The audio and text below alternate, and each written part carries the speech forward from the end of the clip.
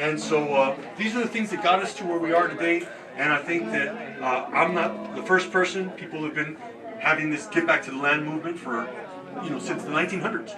Since industrialization began, and people start to realize that we've lost our humanity as we've gotten plugged into these little boxes and these in these high rises, and we've gotten to into these jobs where we're basically slaves to our consumer desires. So now instead of being chained, it was a lot of hassle for the masters to whip us. So now they just trained us to whip ourselves and to send the money in.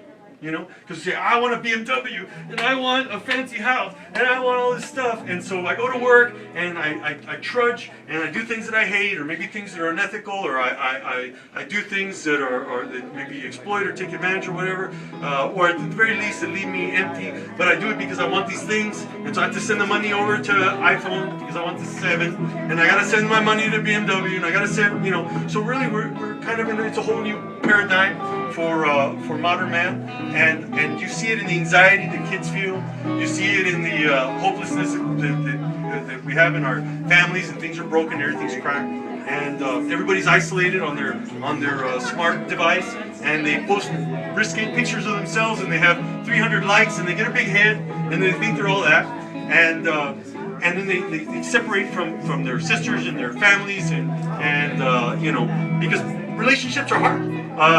People's farts don't smell nice, and when you're in tight, it's uncomfortable.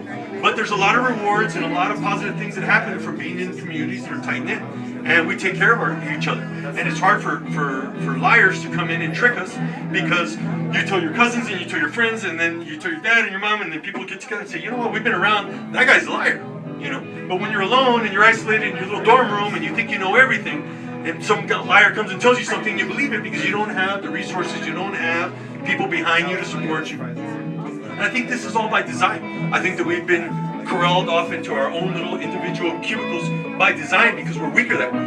United we stand, divided we fall.